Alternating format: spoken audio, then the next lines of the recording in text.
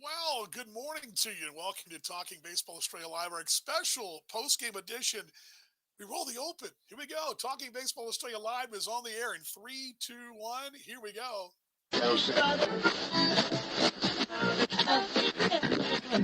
It's Talking Baseball Australia. It's baseball updates you'll really love. The MLB and ABL news you want. With Paul Morgan and Dan Vaughn. It's baseball's best mate all year round. From the batter's box to the mound.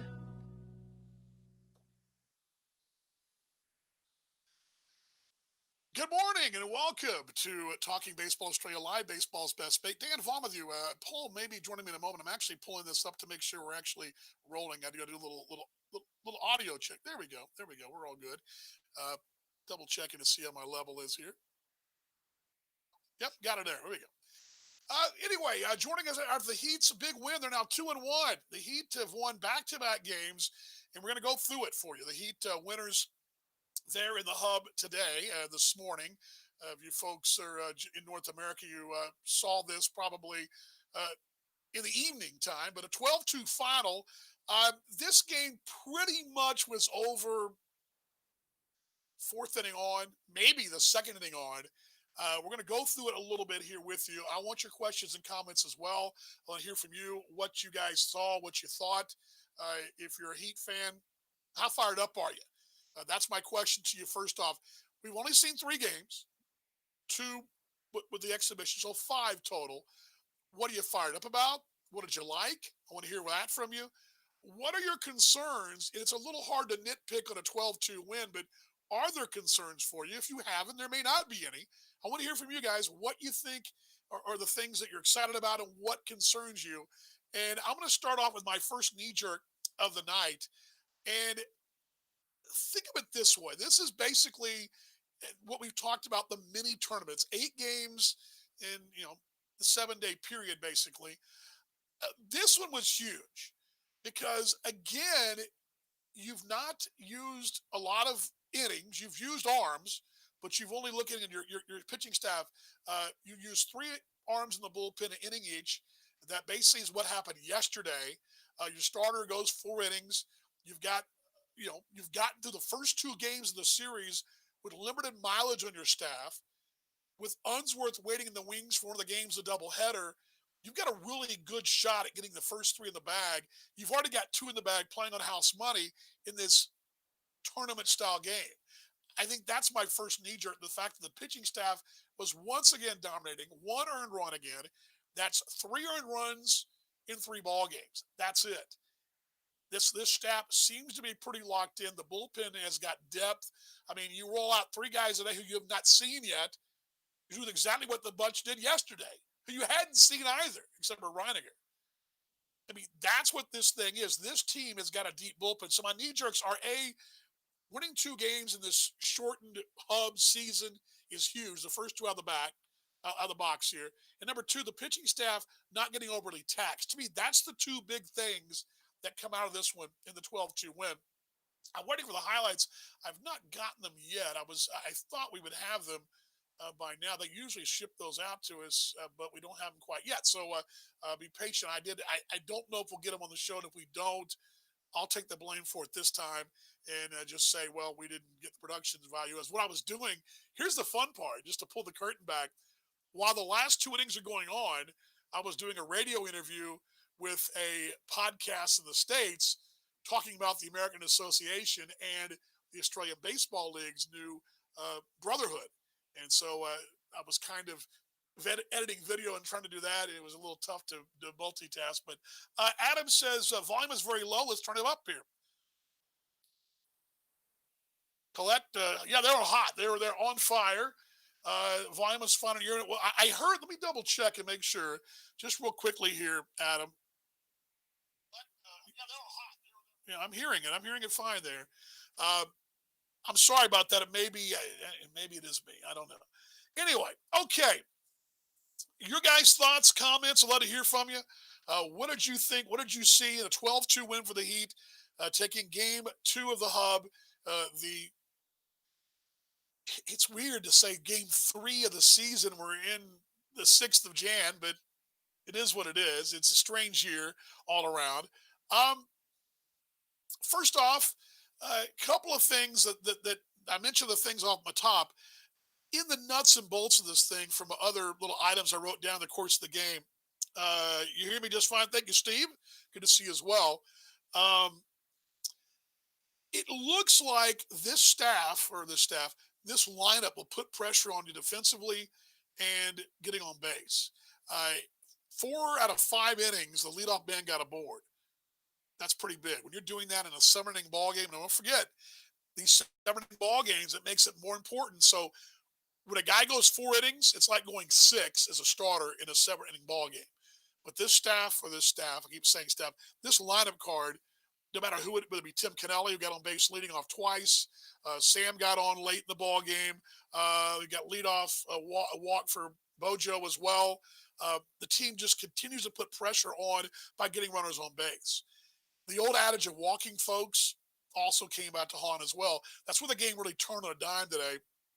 Heat once again threatened in the first, didn't score, but took the lead in the second. It was a leadoff walk, then back-to-back walks after that, and then it was a two-run home run for Sasaki, young man from Hawaii, the Tampa prospect, got the Heat going.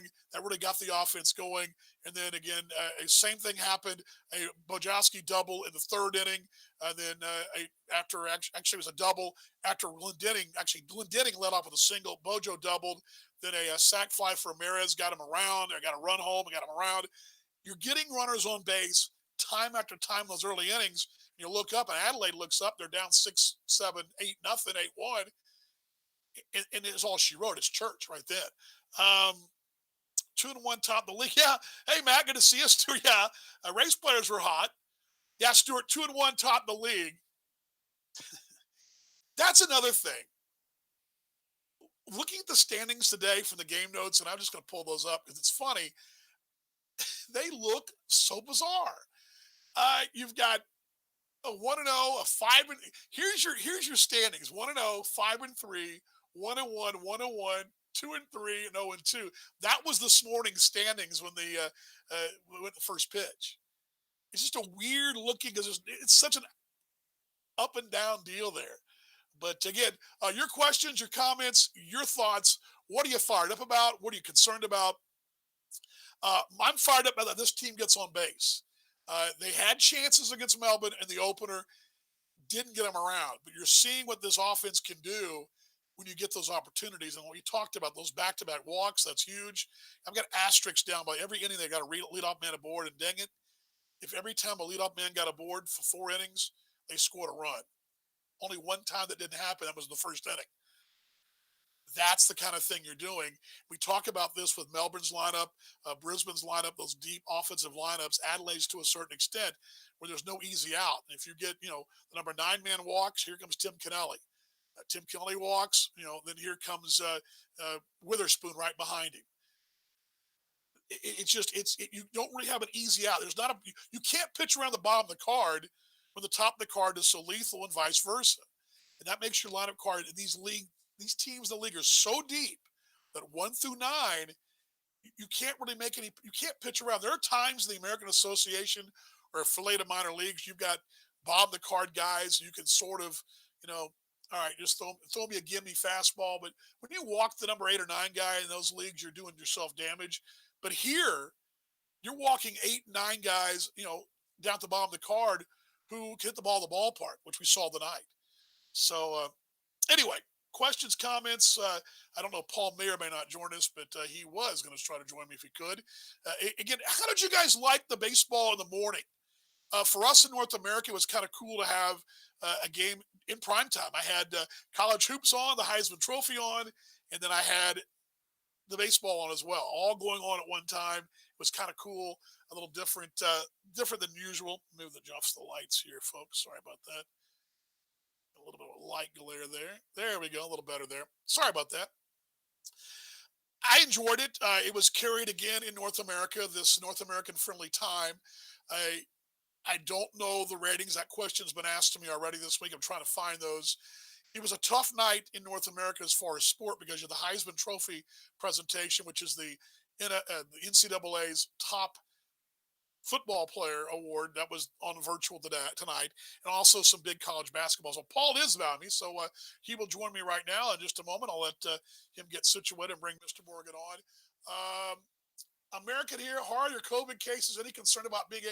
Let me get Paul on to tell you about that because I think he's the right guy to tell us about that. Partner, I can't see you. Can you hear me? You can't hear me. I'll pull him down again. Try again, mate. I'm going to go ahead and bring you back down. Steve, I'm going to save that for Paul when he gets on.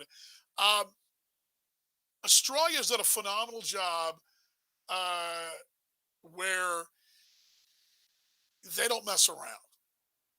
Don't mess around. As one who's been trying to get into the country via the clearance waiver from North America, Australia doesn't mess around. Steve, they are not taking. And this is no means a political endorsement or dogpile anyone organization. Uh, huh. Paul says it's over, but try again, mate. Let me text Paulie and see if he can get. Let's see here.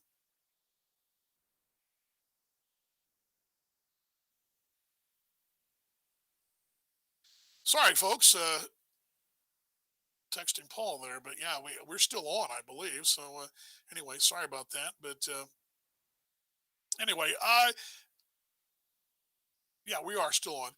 But yeah, the COVID cases have been handled really. Here he goes. Here's Paul again, and I'll let Paul join us in a moment, and if he can, wait for his screen to pop up. Everybody's trying to join us. There he is. Here he is. I'm gonna bring him in right now, and I'll let Paul take that question. First off, good morning to you. Good. What I'm going to call it, 12-2 final. Before your knee Mm. jerk, so to answer this question, Steve, here, all the COVID cases, any concerns about complete the season?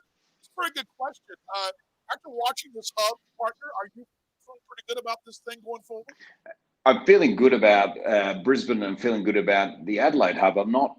I'm not sort of. If it comes back to Perth, there's a lot of talk around the town at the moment about sort of shutting down the border in the west as well to everywhere in Australia. So I think the hub looks really good. They've done a great job in Brisbane. I'm really confident they'll get through those games in Brisbane. It'd just be nice to maybe, have a final destination for either Brisbane or Adelaide and get it done. But clearly, it's the model that's working. The games look great. Broadcast looks great. But I don't know if there is a plan still to do a hub in the west towards the back end of the season. I'm not overly confident, DV, that will happen, but I think Adelaide and Brisbane will be fine. Something we'll definitely dive into later in the week in our show on Friday. We'll definitely dive into it. 12-2 final, 7-inning ball game. My knee jerks, I don't know if you heard them, but I'll go and give them to you again, guys. And thank you for joining us here on Baseball's Best Nate talking Baseball Australia Live. A little Brecky Baseball post-game show for you on a Wednesday morning in the beautiful country of Australia. But my knee jerks partner, A, was the fact that this pitching staff seemed Mm. sort of got an inning in from three different guys. Same thing last night. Your starters going four, which in a separate ball game seemed pretty dominant. Uh, that was out of number one. The staff's full position, getting two games with Unsworth waiting in the wings, rested after pitching last Thursday night over there. Should be fine and ready to go. You're positioned to take the first three, maybe four of the series or the hub. That was my first knee jerk. How the pitching staff has been phenomenal, and not only they've been economical. Number two, the fact that you won the first two ball games, kind of playing house money, trying to roll along here.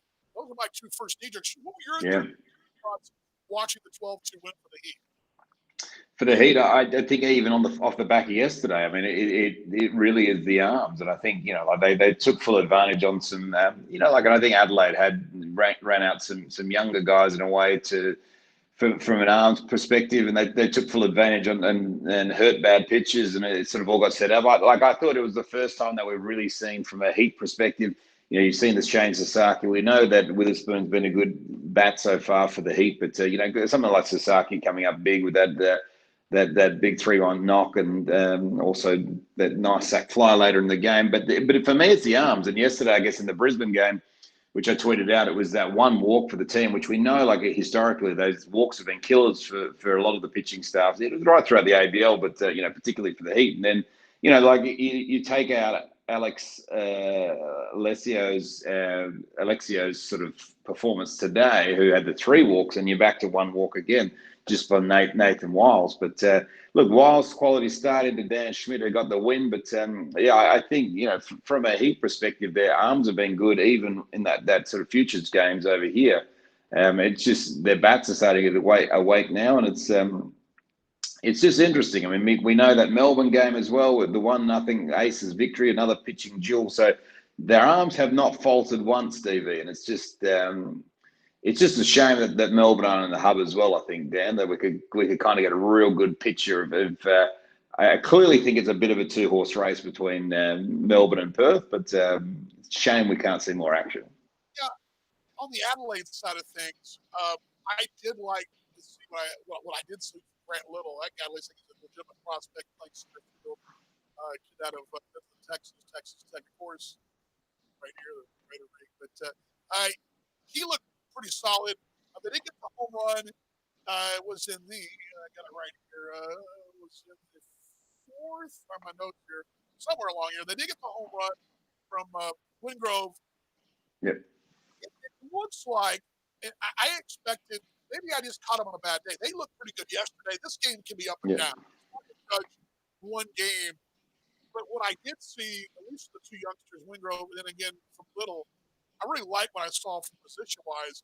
You're right. They may be a little young on the pitching side, but also, think about this, the Heat also may have seen the younger the bullpen as opposed to the veteran guys that they may see in round 2. But it'll be interesting from an Adelaide perspective, the arms they roll out this afternoon against Brisbane, because I think you've got the Van Steensels and these guys still to come through. So I think you'd expect that the arms will look a little different in game 2. But and this is where the double, and you've talked many times about your thoughts on double headers and whatnot, but it's this is where it's going to be a challenge. I mean, the Heat of the next guy's up for a double header, Adelaide today, and do you kind of look at the stats and go, well, if we're going to drop a game, we feel like we've got a better chance against Brisbane v Perth, so maybe we'll go a little lighter on Perth, heavier on Brisbane, get the W, and kind of split the double dip, and then really reload up for the next game where you've just got the 1 game against Perth. The next time, load up, go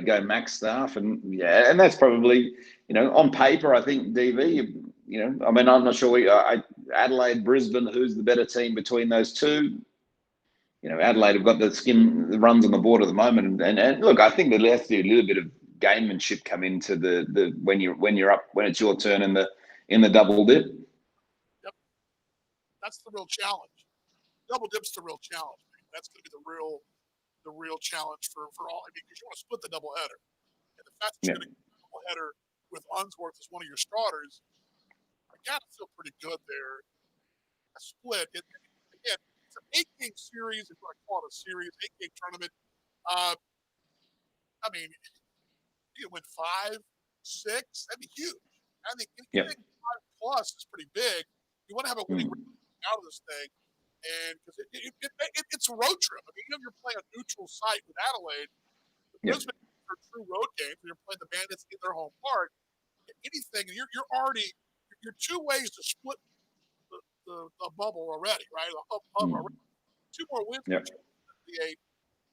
on your way to even getting 5. I think it's pretty big. By the way, Melbourne's Drew Anderson signed the minor league deal with Texas. Thank you, Stuart, on that. You're on top of it, man. Always on top of it. Appreciate that. Like Stuart also says, working from home and catching baseball not a bad thing either. So that's a good thing. It's not. It'll be interesting to see what this whole week transpires. It's the first time I think, and you may feel the same way, where I feel like I see enough of a sample size to think, you know what, it's gonna be fun. It was hard to tell opening night. You know what Unsworth's gonna do. And I thought seeing Witherspoon opening night at Melbourne was pretty cool. I mean, he free at night. But back-to-back nights, seeing what this lineup card is doing, and what reminds me a lot of, go back to the first year the Rays came to town. Fraley and Brasso, those type of players, Whitley, they seem to make everybody else feast around them that much better. I mean, I remember Luke Hughes had a phenomenal stretch of Mm. with having Fraley right there next to him, and TK was a hitting machine that stretch drive as well. I mean, the team really those parts, those Tampa parts, really seem to bring everybody else up to level as well. And I think Yeah. that is exciting because there again, as I mentioned before you came on, 1 through 9, the card, the last 2 nights, 1 through 9 have looked pretty solid. Yep. No, you're spot on. I think that's the. I just, and again, I just I just hope that somehow in that Adelaide hub, Melbourne goes into that hub as well, and we get to see a real good, 4 or 5 games with the Heat and the Aces as well, because I just think those two ball clubs playing each other multiple times would be such a great spectacle for us to watch. But yeah, look, I think the hub is great. I think the time's pretty good. I mean, 8 o'clock in the morning, baseball in Perth, you can't really complain too much. Clearly, the broadcasters angled at that US market, as we see I kept seeing the mattresses ads and whatnot in the US. Probably the only thing that I'd say on the broadcast is I think I was watching yesterday the Brisbane Perth game, and a few rowdy folk with the crowd mic picked up with a few people after a couple of 4Xs in the sun up there in Queensland. They might just need to adjust that. Otherwise, there'll be a few fun words being said in the night or the afternoon game today. But yeah, all in all, again, so many people have pulled along to get us baseball, and we've all sort of had our opinions at times. Should they bang the season? Should they not bang the season? Are they? But look, it's going along well. Like there's baseball here, and it's just it's just good to see baseball. I think it really works. It's just a shame again that there's not maybe Canberra, Melbourne in the bubble as well. So we've just got maybe those 3 games a game, or we've got just a bit more extended baseball. But I think it's all signs point to up, DV. So it's just it's a matter of just getting it all hopefully now into an Adelaide bubble after this.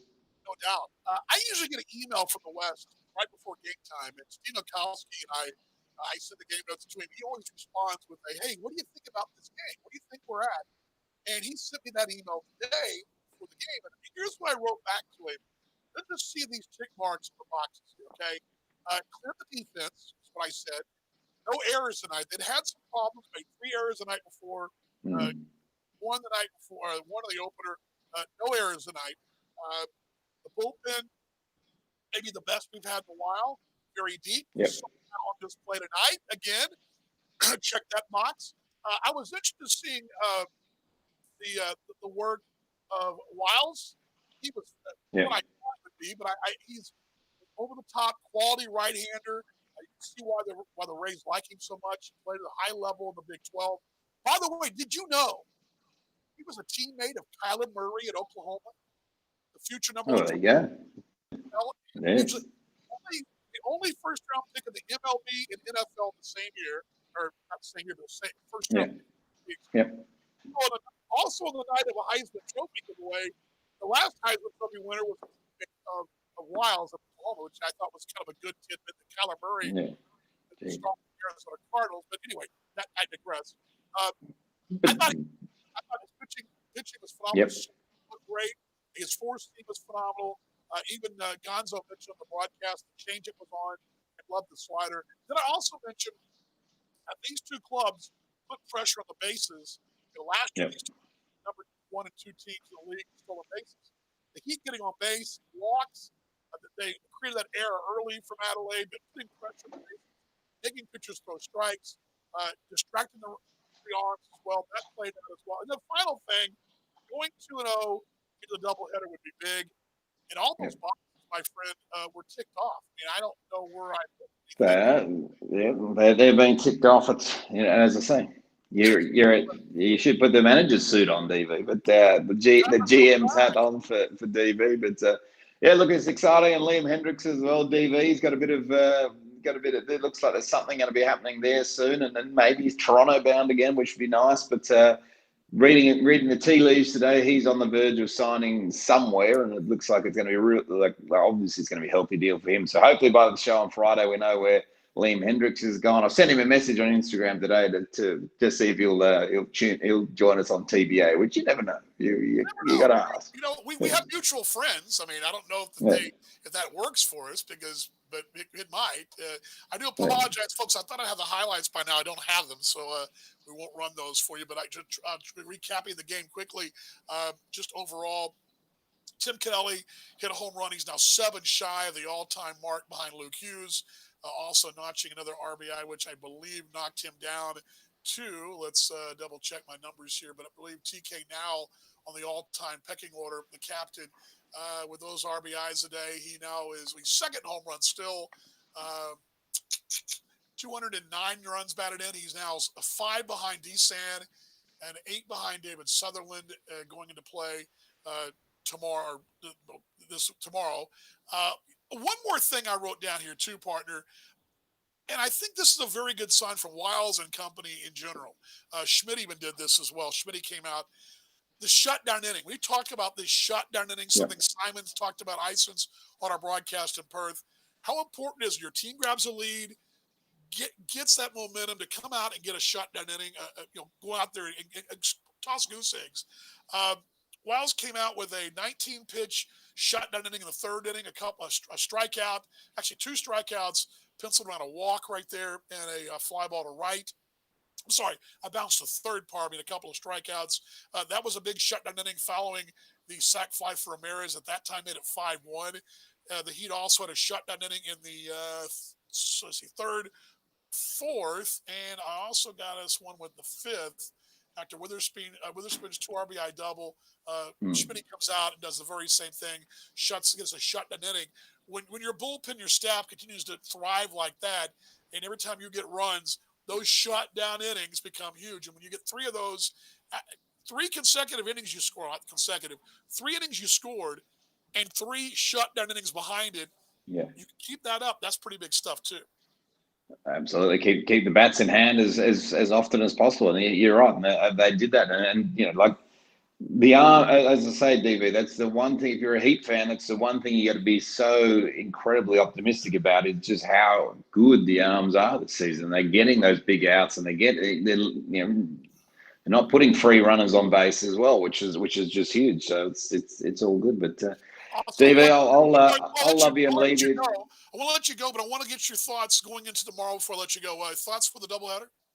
Well, I think most teams would probably go. I think they'll go in there for the philosophy of the split. I think they'll have in my mind, they'll have a good look at the game tonight between Brisbane and Adelaide. Probably Adelaide playing at a slightly fuller strength, and Brisbane obviously at full strength as well. Maybe you pick your battle from there as to say, well, maybe Brisbane look a little stronger tomorrow, Adelaide look a little stronger, and that's the game. The game that you put Unsworth out is imagine the game that you're going all in on, which I'd assume would be the first game of the day. And then, as you always say, DV, play on house money in that second game, and just see what you got. And you got nothing to lose in that. That if you can get the split, that's all you need in the doubleheader.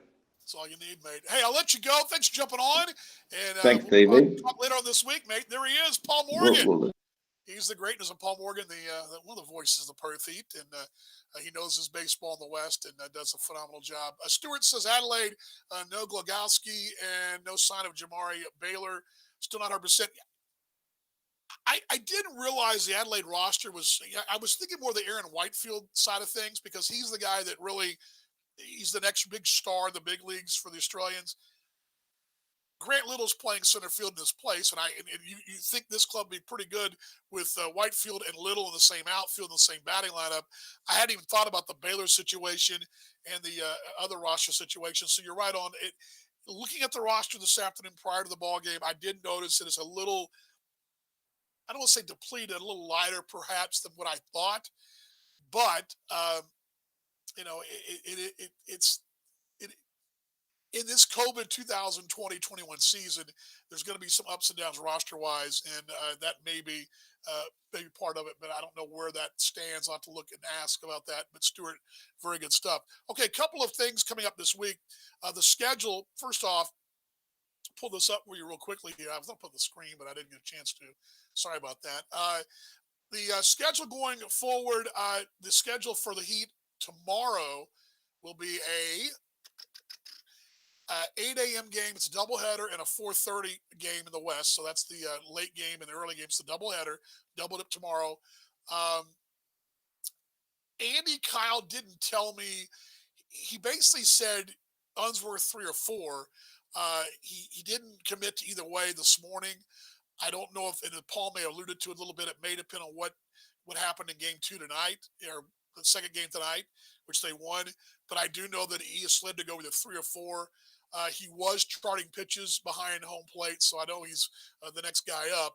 But where they decide to go with him in 3 or 4, I do know the rotation for the Heat. You'll see Unsworth, as I mentioned. I TBA in the other spot at the moment, but they've not made a call on that just yet.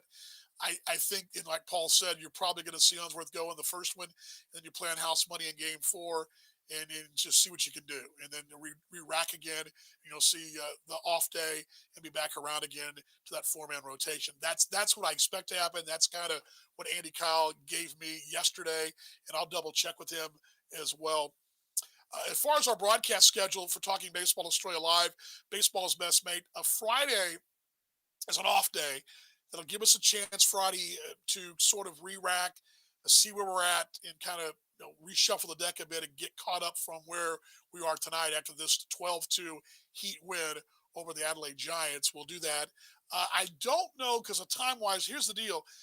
While the time-wise, it's great for me partly, it's also great for Paul partly, but it's also bad for both of us because we're now moving into the evening hours for bedtime for me, his busy part of his day, work day for him, which when we do our show, the usual morning show, we're early in the morning for him, uh, early in the evening for me, and we're actually moving it all backwards. So the midnight starts, or the late night starts, the 10 o'clock starts here, which would be over around midnight. That's going to be hard for me to do, and it's also middle of Paul's day, work day for him. So we're going to try to jump on these 8 o'clock starts, do these post game shows on the 8 a.m. hour or 8 a.m. slot, which would be 10:30, 11 in the morning in the West. So that's kind of the plan. Then again, our normal show will come up on Friday at 7 a.m. and of course 5 p.m. in North America. Also, the game notes are up. Go to our Facebook page, which you're watching on right now. Go back and you'll see I post those game notes every day. They'll be up again tomorrow, probably. Oh gosh, game time is at 8 o'clock, which in the West, so they'll be up 4 a.m. your time, somewhere like that. If you're in the Central Eastern time zone in Australia, Brecky, for you, you'll be able to see the game notes for the doubleheader tomorrow. They'll be up on Talking Baseball Australia Live, baseball's best mate. Coming things to the box score to wrap up with you guys here on this post-game edition, special Brecky and Baseball post-game edition. Mentioned that Tim Kennelly night. The imports are all getting in the mix as well. But another guy that we've talked about, and he's on a pace through 90 games. Robbie Glendenning is on a bigger hit pace, or say bigger, a faster hit pace than Tim Kennelly was. So we'll just throw that out there. Yeah, the multi at night as well. Good, Robbie, and good to see that. Let's go with the box score as well quickly as we wrap this thing up. Let's see. Here we go. That's yesterday's. Pardon me. There we go. Quickly down the box score, I mentioned 1 for 2 for Kennelly. Witherspoon 1 for 4. Robbie 2 for 5. Had a double, drove in a pair. Ramirez 2 for 2 and a sack as well, an RBI. Sasaki drove in 4 with a hit, and Kennelly, Sammy with 1 for 3 and a RBI as well. 2 runs scored for Hall. He got on base a pair of times with a walk and a fielder's choice, but good balanced attack right there. And bullpen again tossing the 3 shutout innings behind Wiles' 4 innings, 2 hits, 1 run, a walk, 5 strikeouts. If there's anything that to be nitpicky about the first 2 ball games was the high strikeout numbers the Heat were having at the plate. That sort of went away tonight. Only 5 strikeouts after being struck out 9 times and 16 times the first 2 ball games. That number's down dramatically, so that was good to see as well. That's the other note I didn't pass along to you. So there we go. Again, hopefully in future shows, I'll be able to grab those highlights a little quicker for you. I was hoping we'd have those from the league by now, but we didn't get them, so it's all good. but baseball's best mate all year long. There's our graphic for the show. There it is, our Brecky and Baseball ABL Rewind. You can see on the menu there on your guest check. We got recaps, knee jerks, highlights, questions, and comments right here. I'll give you a last call for questions. I'll let you guys go. What did you like about this game? What are you concerned about going forward? And what do you got tomorrow? Throw me something out there. Give you guys about a minute or so, and then we will move along and let you go about your day here on Talking Baseball Australia Live, baseball's best mate. But give you guys a last call there. Again, Heat 12-2 winners. We do expect Unsworth tomorrow, probably in the opener. That's the 8 a.m. start. It's a doubleheader tomorrow, 8 a.m. and 4:30 in the Arvo for the Heat, as they have the double duty tomorrow. But again, it's so important to get those first two going to the double dip. The odds are usually that splits in your favor, but you've already won two. In a worst case scenario, in a disastrous scenario, if you were to drop both, you'd still be 2-2 at the hub at the halfway point. You win a ball game tomorrow, you're 3-1 at the halfway point. You win both, heck, you're feeling pretty good about things. So that's where we go. Great show. Thank you. Look for the next one. Steve, appreciate it. Follow us there and give us a notification. I'll give you a notification there on Talking Baseball, Australia Live, baseball's best mate. Again, thank you guys for joining us here. I say it every time. Every time we're on the air with you guys. Let's be better tomorrow than we were today. Let's be better fans, whether we support the Giants, the Heat, the Bandits, the Aces, whoever your team is. Let's all be better fans. Let's be better people and keep showing the love. And as one big baseball family, keep promoting our league and our game worldwide, the Australian Baseball League. It's a great game and a phenomenal league. And I'm going to see Tonks out there as well, mate. And, one more thing, too. I saw that, Stuart, and I meant this in my notes as well. No Colby Fitch for Adelaide in Game 2. He's on the roster. We're not playing. Still in quarantine, I believe. I had our scouting report sent to Andy Kyle on him. Pull the curtain back. We do stat reports. Talking Baseball Australia, officially the scouting reports for the Heat as well. And I did pull a report on him, but I did not see him in the mix. But he's supposed to be in the mix. He's an exciting player. Looking forward to seeing him. I did pull that report though. But yes, it'll be interesting to see Matt as well, Brian, Shane, all you guys. Much love, everybody. We'll see you guys again. We'll see you guys after the game won't be after the game, before the off day on Friday, right? I got to get my days right here. Friday morning, we'll see you guys from the West and from North America, as we'll have Talking Baseball Australia Live, baseball's best mate. And then we'll also carry a post-game show following the Sunday game and the Monday game. But we will be sleeping, at least I'll be sleeping, during the late game tomorrow. So we'll have to recap this thing. We'll do a full recap on Talking Baseball Australia Live on Friday morning, get you caught up to where the Heat are. And if we can break in, we will. And you never know. You never know what we're going to do. We will sometimes just change our mind to fly. And if I wake up in the middle of the night and get a wild hair, hey, Paul, let's get on, let's go, and we'll do it. So that is it for baseball's best mate. Thanks for taking the time to join us here and talk a little Australian Baseball League. It's your show. It's your time. We love having you here on TBA. And you are part of baseball's best mate, the best fans in the world, the fans of the Australian Baseball League. For Paul Morgan, I'm Dan Vaughn saying we'll see you next time, and hope your team wins. See you then, everybody.